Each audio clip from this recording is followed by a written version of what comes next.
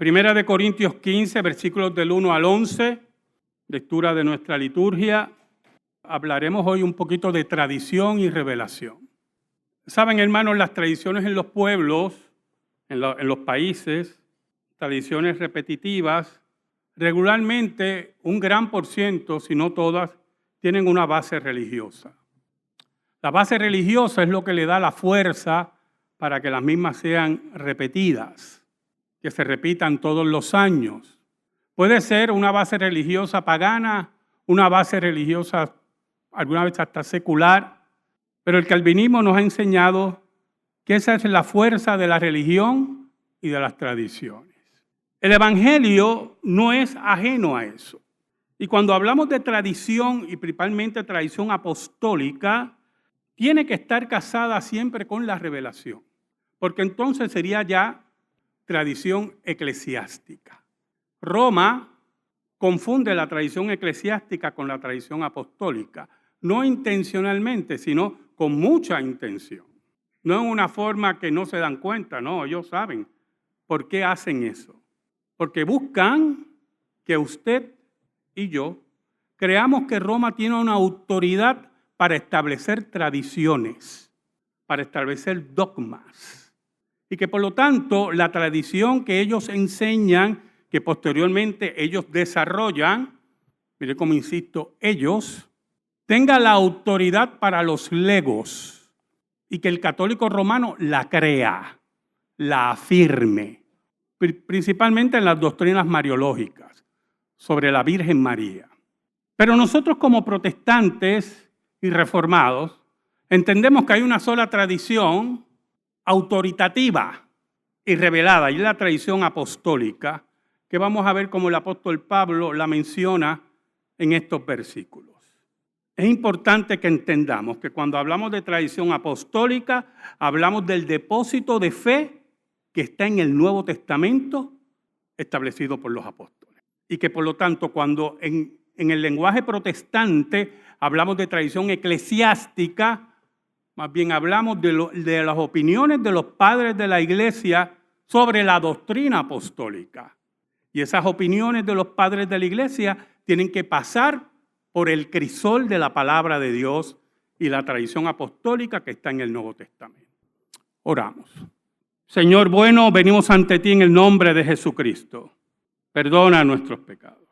Te hemos sido infiel, pero tú permaneces fiel. Escóndenos bajo la sombra de la cruz y que tu nombre sea proclamado. Solo tu nombre.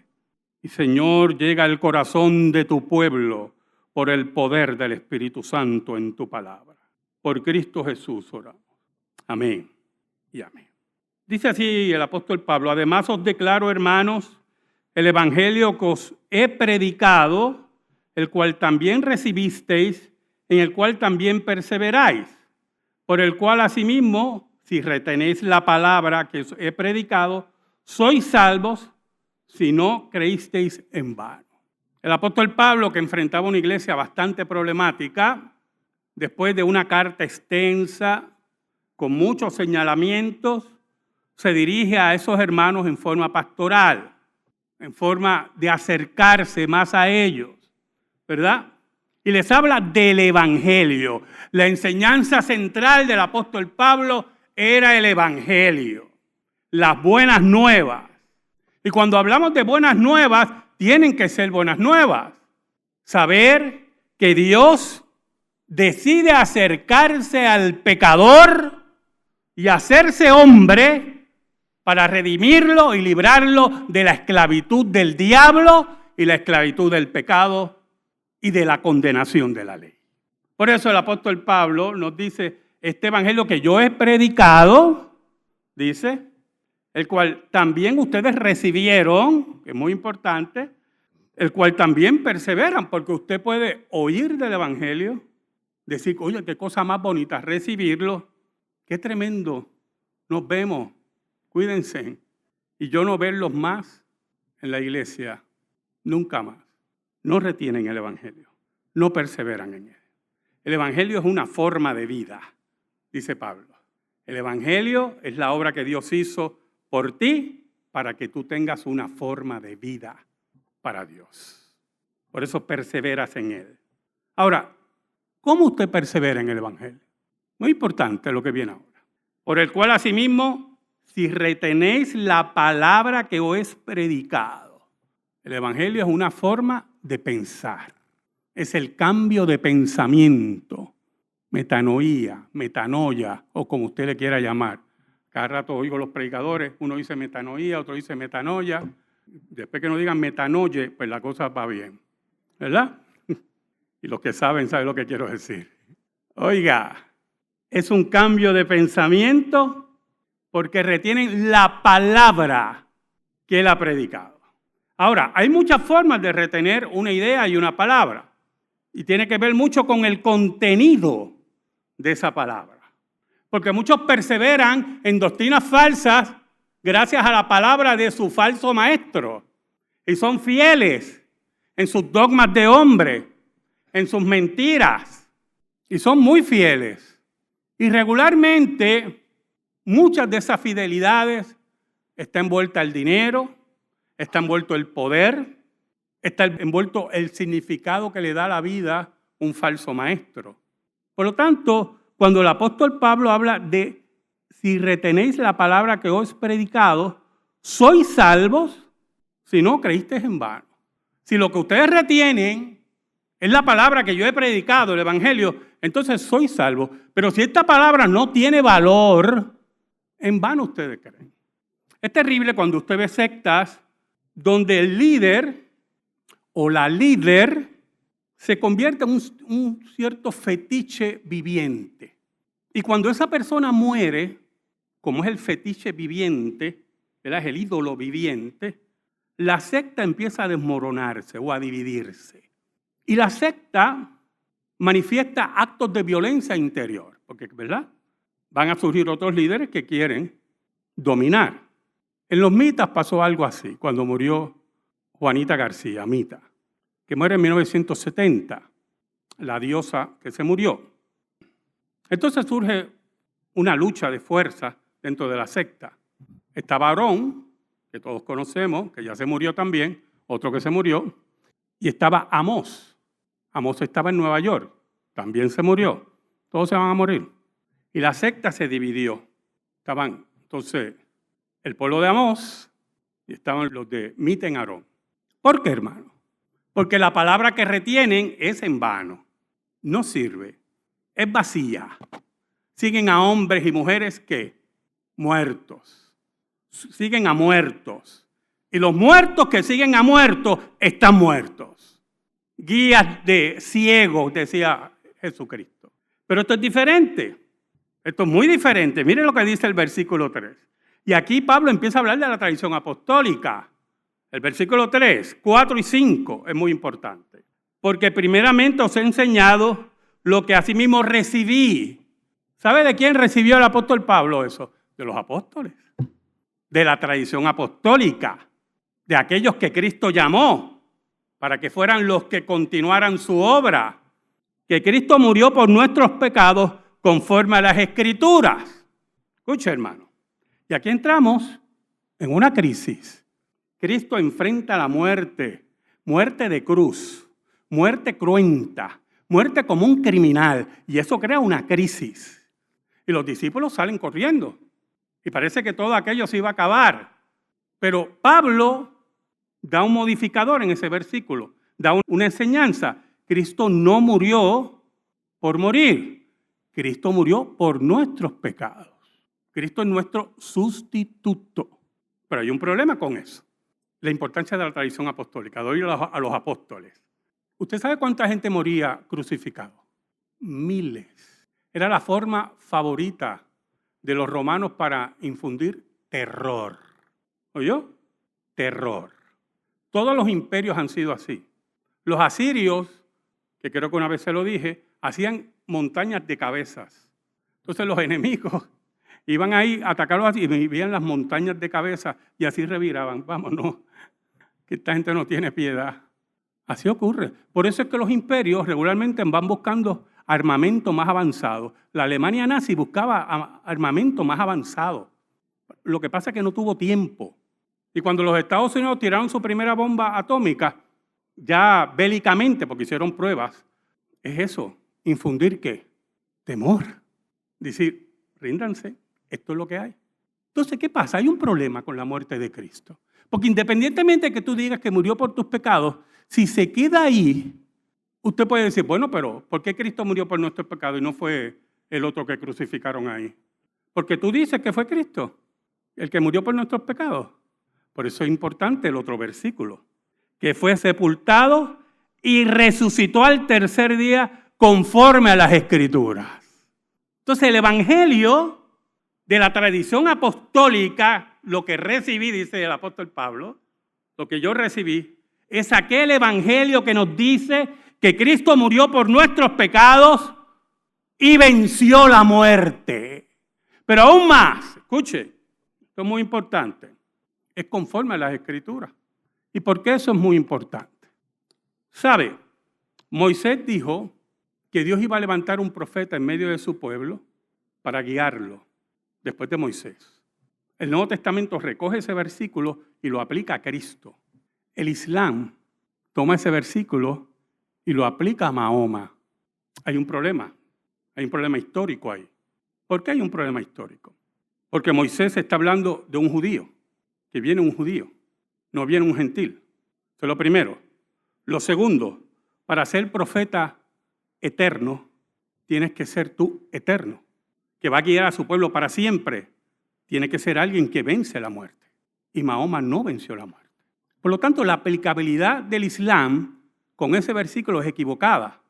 No tiene ningún agarre, no tiene ninguna base histórica, no tiene una conexión, no tiene nada.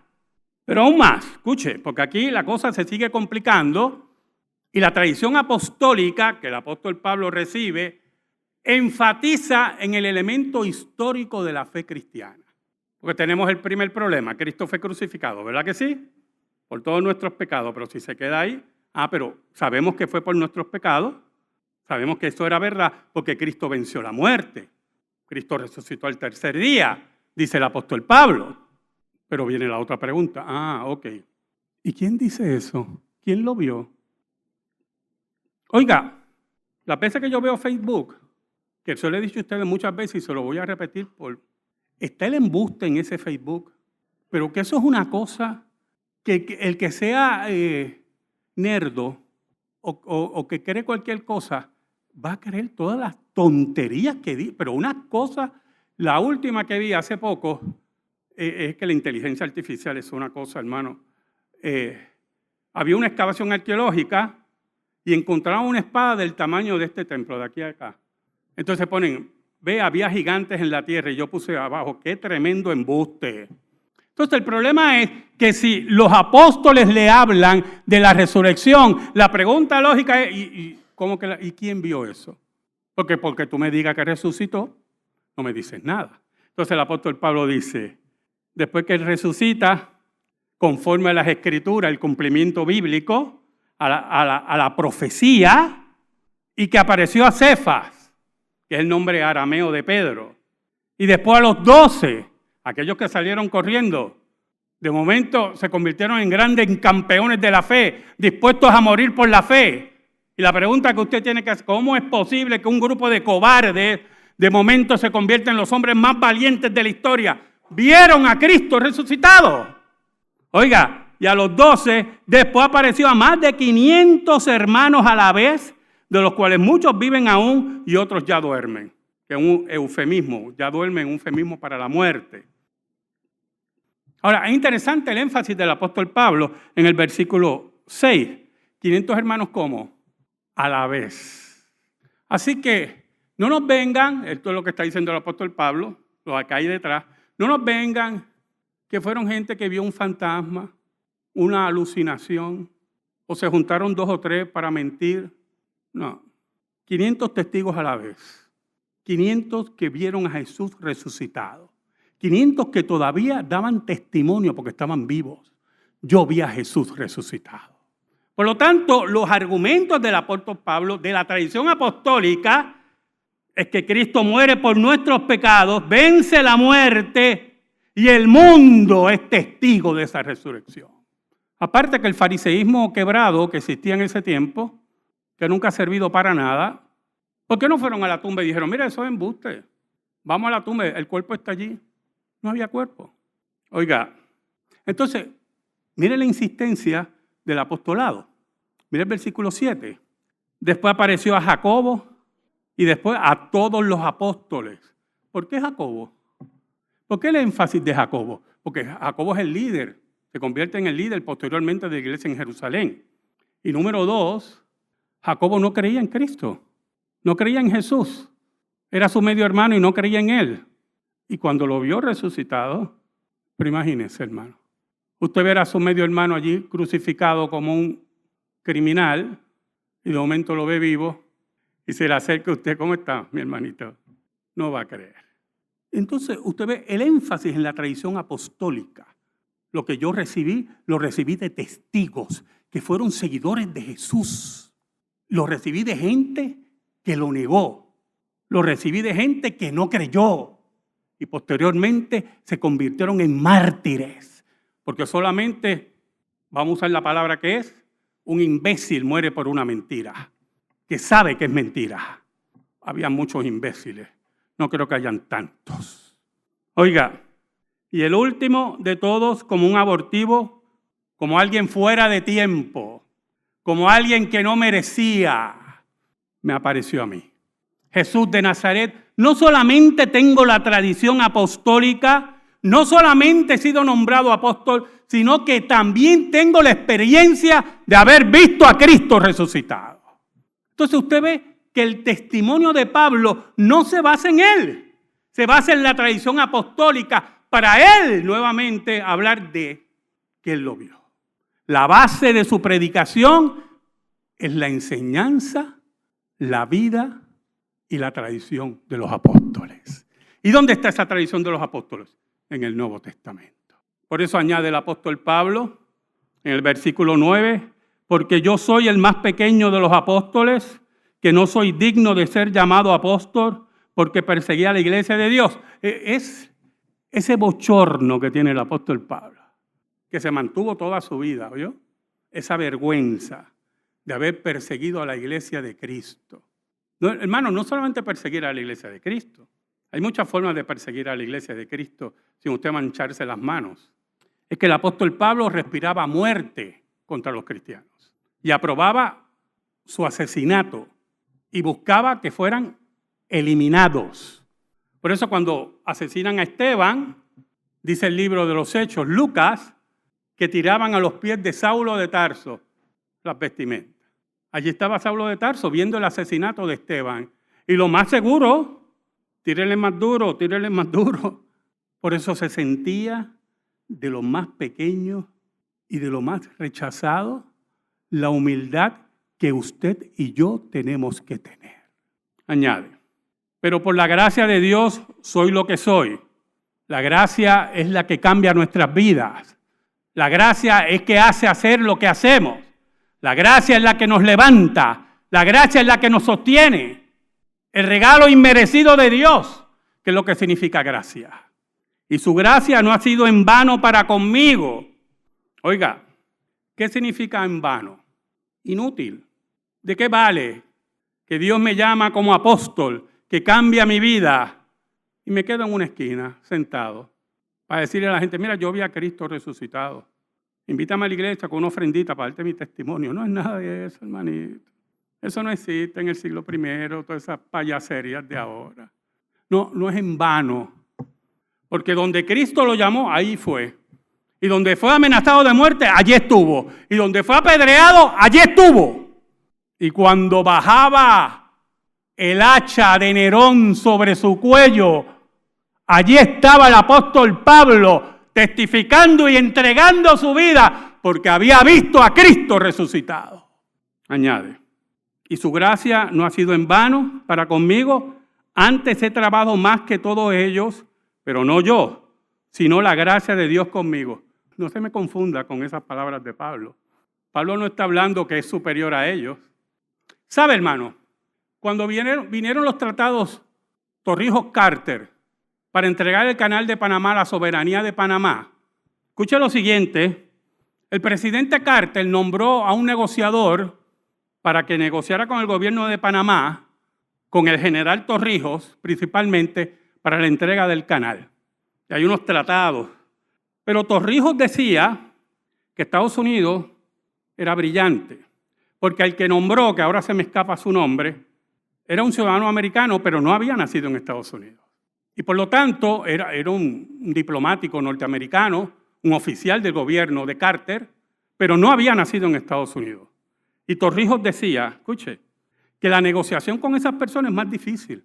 ¿Sabe por qué? Porque como él no había nacido en Estados Unidos, tiene que demostrar que es más americano que los americanos, decía Torrijos. Porque este que no nació en Estados Unidos está negociando con nosotros, decía Manuel Torrijos, y va a ser más duro negociar con él. Porque él tiene que demostrarle al gobierno de Estados Unidos y a Jimmy Carter que él no es un vendido, que es más americano. ¿Y usted sabe lo que dice el apóstol Pablo ahí? Oiga, yo estoy tan abochornado, tan terrible yo fui, que trabajo más que ellos. No porque sea superior, sino que tengo que demostrar que vi a Cristo resucitado. Por eso la Escritura dice que al que mucho se le perdona, mucho ama. Y al poco que se le perdona, poco ama. Y si usted entiende, hermanito, yo espero que usted entienda eso. Yo lo entendí una vez en mi vida, que cuando se habla de aquel que se le perdona mucho, mucho ama, se refiere a cada uno de nosotros, porque a nosotros se nos ha perdonado mucho. Y si usted cree que usted no está en ese grado, no, yo no fui tan pecador como aquel, le tengo malas noticias. Ahí demuestra que es más pecador que él. Oiga, añade, antes he trabajado más que todos ellos, pero no yo. No mi cuerpo frágil, no mi inteligencia, no mi intelecto, no mi conocimiento de idiomas que tenía el apóstol Pablo, sino la gracia de Dios conmigo, el regalo de Dios. Por eso se centra en la gloria de Dios, como nos enseñaron los reformadores, como nos enseñó el calvinismo, la gloria de Dios sobre todo. Por eso dice en el versículo 11, porque o sea yo, o sean ellos, los apóstoles, así predicamos y así habéis creído. Cristo, nuestra esperanza de gloria. Que entendamos, hermanos, que cuando hablamos de la tradición apostólica, hablamos de la tradición en el Nuevo Testamento, hablamos del Evangelio, hablamos de la tumba vacía, hablamos que solamente la gracia, solo la gracia, nos redimió y nos salvó. Amén. Gracias te damos, Señor. Y te pedimos en esta hora, en el nombre de Jesús, que esta palabra quede incrustada en nuestra vida, sea bálsamo y cambio para nuestro ser. En el nombre de Jesús. Amén y amén. Estamos en silencio, hermanos. Estamos en meditación.